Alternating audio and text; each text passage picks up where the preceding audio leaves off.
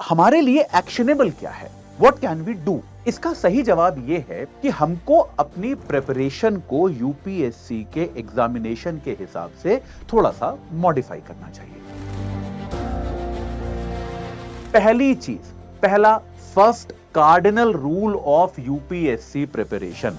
सी, होता क्या है यार, यूपीएससी के अंदर अलग अलग चीजों का वेटेज जो है वो लगातार वेरी करता रहता है। तो कई बार आपको लगता है कि यार ये वाला जो है इस टॉपिक से पिछले साल 10 सवाल आ गए थे तो इसी को पढ़ के जाएंगे, बाकी चीजें छोड़ देंगे। इस साल हो सकता है वहां से एक भी क्वेश्चन ना आए या एक क्वेश्चन आए, और जो आप छोड़ के गए वहां से हो सकता है वहां से बहुत सारे क्वेश्चन आ जाएं। अभी 2 साल से हिस्ट्री के कम क्वेश्चंस आ रहे थे, इस बार 21 क्वेश्चंस हिस्ट्री के आए हैं। बात समझ रहे हैं? हिस्ट्री के अंदर भी मेडिवल से एक भी क्वेश्चन नहीं आया, एंशिएंट से बहुत ज्यादा क्वेश्चंस आए हैं। ठीक है, मॉडर्न से भी उतने नहीं आए। सबसे ज्यादा पेपर जो है आपका एंशिएंट और आर्ट एंड कल्चर से आ गया। ये पहले कभी नहीं हुआ। आप अगर देखेंगे, इकोनॉमिक्स की बात करूं जो मैं आमतौर पे पढ़ाता हूं, तो इकोनॉमिक्स में अगर मैं देखूं तो इतने सारे इंपॉर्टेंट टॉपिक्स थे जो एकदम रेलेवेंट थे। जैसे 16th फाइनेंस कमीशन की रिपोर्ट आई, इमेजिन। ये जो एक अप्रोच होती है कि हम खाली इंपॉर्टेंट भाग करके जाएंगे, बाकी हिस्से हम जो है छोड़ देंगे, ये आपको अब छोड़ना पड़ेगा। This is not the right way to go. Please understand that. ये याद रहेगा। मतलब अनफॉर्चुनेटली हम सबका मन करता है कि यार थोड़ा सा सिलेबस कम हो जाए, कुछ चीजों को हम छोड़ पाएं, लेकिन it is not going to work like that. ये बात आपको याद रखनी है कि देखो मेरे नोट्स में से देखो इतना आ गया, 50 क्वेश्चन, 40 क्वेश्चन, 30 क्वेश्चन, इतने क्वेश्चन सब मेरे नोट्स में से आया था। अब होता क्या है कि यार क्वेश्चन में दिए गए थे 3 स्टेटमेंट्स। उन 3 स्टेटमेंट में से एक हो सकता है उस टीचर के नोट्स में से हो, पॉसिबल है, हो सकता है। लेकिन क्या अगर आपको वो एक स्टेटमेंट पता है या नहीं पता, क्या उसके बेसिस पे आप पेपर सॉल्व कर सकते हैं?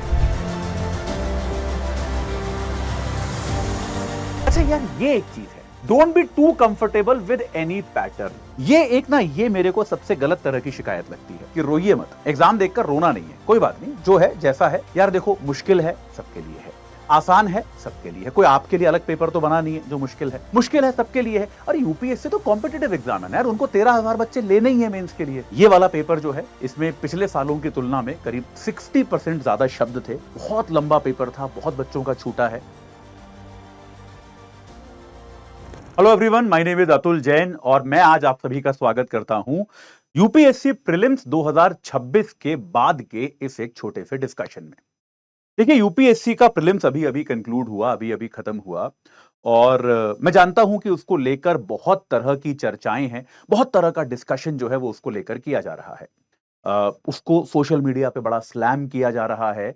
उसके बारे में कहा जा रहा है कि ये बहुत ही एब्सर्ड पेपर था, बहुत ही डिफिकल्ट था, इसमें कोई इनकार नहीं है। It was a very challenging paper, very difficult paper, और उसको सॉल्व कर पाना मेरे ख्याल से काफी कठिन था, बहुत मुश्किल काम था, और बहुत ही अनप्रेडिक्टेबल चीजें आई, बहुत ही अलग तरह से पूछा गया था पेपर। और ठीक है, जो है वो है।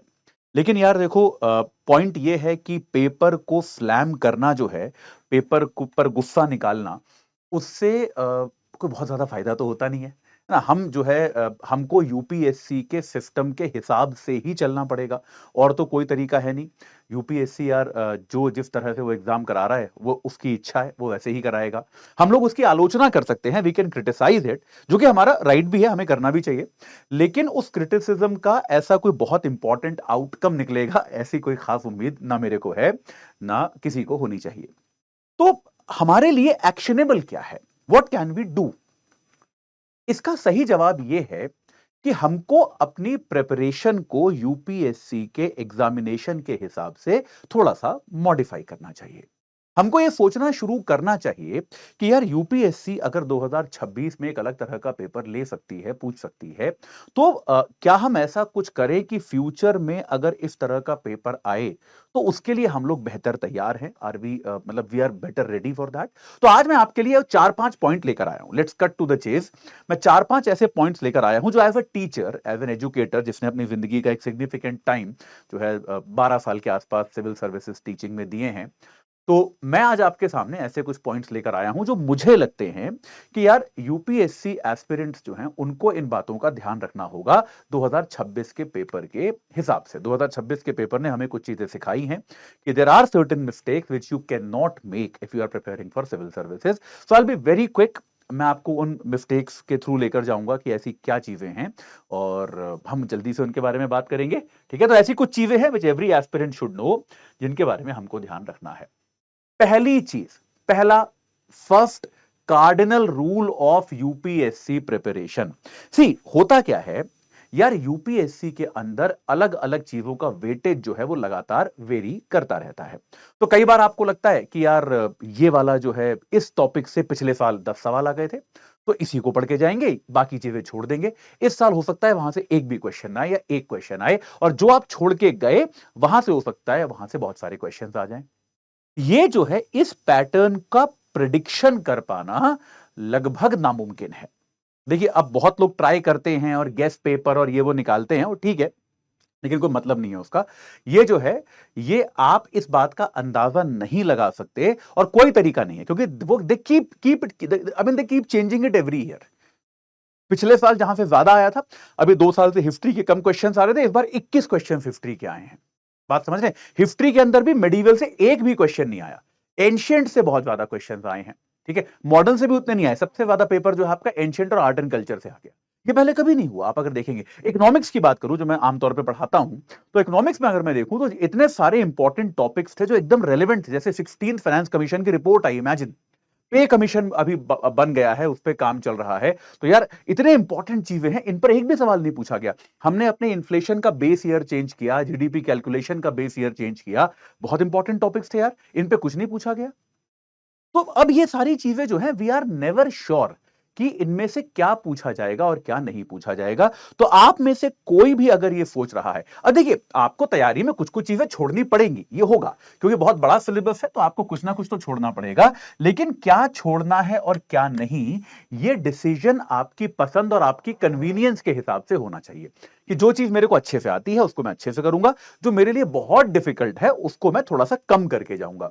अगर आपको लगता है कि आप कोई सब्जेक्ट, कोई टॉपिक, कोई भाग उसका पूरी तरह से छोड़ के चले जाओगे, and it is going to be safe, क्योंकि वहां से तो ज्यादा आता नहीं है, do not make that decision. अभी इस साल मेडिवल से 0 क्वेश्चन आए हैं, I will not be surprise अगर अगले साल मेडिवल से 10 क्वेश्चन आ जाए। आप ये सोच के मेडिवल छोड़ के चले गए कि 2026 में तो एक भी क्वेश्चन नहीं आया था, 2027 में आप जाके बैठोगे, मेडिवल से 10 क्वेश्चन आ सकते हैं। तो आप क्या करोगे? आप कुछ नहीं कर सकते। बात समझ रहे हो कि नहीं? तो अपनी प्रिपरेशन में ये जो एक अप्रोच होती है कि हम खाली इंपॉर्टेंट भाग करके जाएंगे, बाकी हिस्से हम जो है छोड़ देंगे, ये आपको अब छोड़ना पड़ेगा। This is not the right way to go. Please understand that, ये याद रहेगा। मतलब अनफॉर्चुनेटली हम सबका मन करता है कि यार थोड़ा सा सिलेबस कम हो जाए, कुछ चीजों को हम छोड़ पाए, लेकिन it is not going to work like that. ये बात आपको याद रखनी है। ये पहला पॉइंट है जो हमें इस प्रीलिम्स ने क्लियरली सिखा दिया है। दूसरी प्रॉब्लम, दूसरी चीज जो यहां पर समझ में आई, वो है deep understanding is very necessary. ठीक है, देखो, इस एग्जाम ने क्या किया, अब देखो होता क्या है, और कई बार इसके लिए there are teachers also to blame. कि टीचर्स क्या दिखाते हैं कि भाई मेरे नोट्स हैं, इनसे पढ़ लो, सब इसमें से आ जाएगा।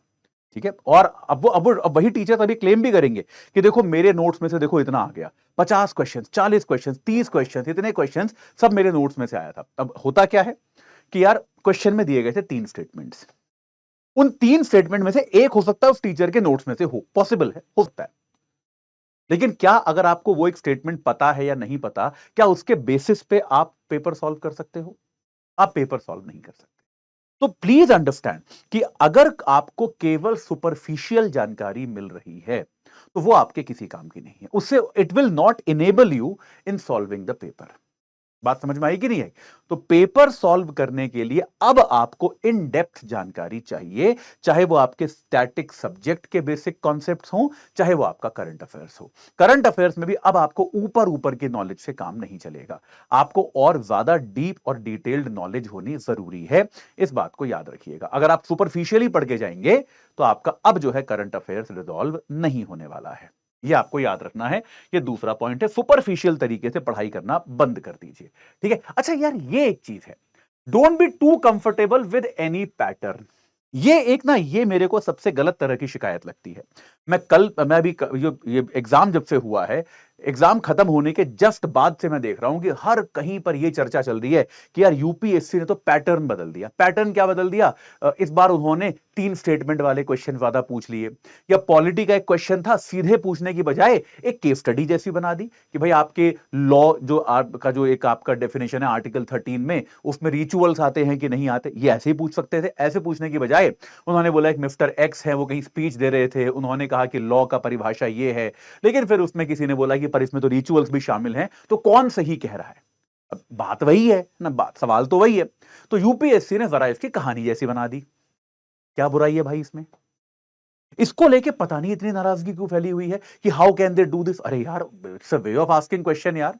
मतलब आप क्वेश्चन वही तो सेम चीज है। तो आप लोगों को जो है इतना अपने आप को टफन अप करना पड़ेगा कि यार यूपीएससी अगर अपने क्वेश्चन को पूछने का तरीका बदल रहा है थोड़ा बहुत, तो आपको कोर पे फोकस करना है ना यार, पूछ क्या रहा है। Always look for the meat, कि वो पूछ क्या रहा है, कि भाई कहां है, क्या है, प्रोटीन किधर है इसका, वो किधर क्या जानना चाहता है, ये आपको देखना है। कहानी है ना, वो तो फालतू कहानी लिख रहा है, उसके साथ कहानी पढ़ो भूल जाओ, क्या करना है आपको। लेकिन एक मतलब ऐसा मत हो जाओ कि यार ये तो कहानी की तरह पूछ लिया तो मेरे से होगा ही नहीं। मतलब इस तरह की चीजों को देखकर आपके हाथ पांव नहीं फूलने चाहिए। You should be comfortable, you should be confident with these kind of changes. यार दीज चेंजेस आर कॉमन, इसमें ऐसा क्या है, ये तो आप कर ही सकते हो, इसमें क्या चैलेंज है ऐसा, ये तो आपको करना चाहिए। तो ये इस बात का आपको ध्यान रखना पड़ेगा। यार ये जो आपको लगता है ना, कोई भी एक पैटर्न आपको लगता है कि अभी तो 3 ऑप्शन, जैसे अभी 1-2 साल से एलिमिनेशन हटा दिया था पूरी तरह से कि अब आप एलिमिनेशन नहीं कर सकते थे, अब इस बार फिर से एलिमिनेशन आ गया। तो मैं अपनी प्रैक्टिस क्लासेस में बच्चों को अभी भी सिखा रहा था कि एलिमिनेशन आना चाहिए आपको, और देखो इस बार कितना काम आया होगा एलिमिनेशन। तो कोई भी एक पैटर्न स्थायी नहीं है, परमानेंट नहीं है। ये मान के मत चलो कि ये पैटर्न है तो यही रहेगा, वो बदल सकता है। It can change and it can modify at any time, and you should be ready. इतना आप में एजिलिटी, इतना आप में मोबिलिटी होनी चाहिए कि यार अगर ये बदल रहा है पैटर्न तो बदल रहा है, हम लोग उसके हिसाब से करेंगे, कौन सी बड़ी बात है ना। Don't be like that crazy about one pattern कि बस यही पैटर्न आएगा तो मैं करूंगा, वरना मैं तो करूंगा ही नहीं, फिर मैं रोऊंगा बैठकर कि यार ये तो क्यों ऐसा पैटर्न चेंज हो गया। ये नहीं करना है ना प्लीज। आपको you have to be very pattern agnostic कि मेरी नॉलेज है, मेरे को आता है, बात खत्म। किसी एक पैटर्न का ही सवाल मैं करूंगा और किसी और पैटर्न का नहीं करूंगा। अपने दिमाग को इस तरह से ट्रेन मत कीजिए। ये एक अगली चीज है जो हमको समझ में आई। पैटर्न वो बदलते रहेंगे, बहुत सीधी सीधी बात है। हाँ जी, करंट अफेयर्स मस्ट है, मैं बार बार कहता हूं, बिल्कुल नॉन नेगोशिएबल है। अगर आप में से किसी को भी ऐसा लग रहा था कि करंट अफेयर जो है मैं साल के अंत में एक एक किताब उठा लूंगा, कहीं से नोट्स डाउनलोड कर लूंगा, उसको एक बार रिवाइज कर लूंगा, बस हो गया मेरा करंट अफेयर्स, तो भैया 2026 के प्रीलिम्स के बाद भगवान के लिए जाग जाओ। नहीं हो सकता आपका। Every single day current affairs पढ़ना जरूरी है, ये याद रखिए, है ना। तो करंट अफेयर्स जो है वो आपका तैयार होना बहुत ज्यादा जरूरी है। अगर आपने तैयार नहीं किया है करंट अफेयर ढंग से, तो भाई you are going to have a very tough time. ये बात याद रखिए, ठीक है। बहुत मुश्किल समय आपको होगा, तो आपको क्या करना है, डेली पढ़ना है, स्टैटिक लिंकेज करना है, और महीने के अंत पे हर चीज का रिवीजन करना है। ये करंट अफेयर्स की स्ट्रैटेजी आपको ये रखनी ही पड़ेगी। आपको लग रहा होगा कि यार इससे तो आसान और सिंपल और कम टाइम वाले तरीके उपलब्ध हैं, वो तरीके ठीक नहीं हैं। ये बात याद रखिए। करंट अफेयर्स को आपको बिल्कुल नॉन नेगोशिएबल तरीके से करना है, वो आपको बहुत ज्यादा एक आपके लिए इंपॉर्टेंट होने जा रहे हैं। ये बात क्लियर हुई? चलिए, बी ब्रेव, इसका तो मैं क्या बताऊं। देखो यार, ये एक्चुअली सबसे इंपॉर्टेंट सलाह है।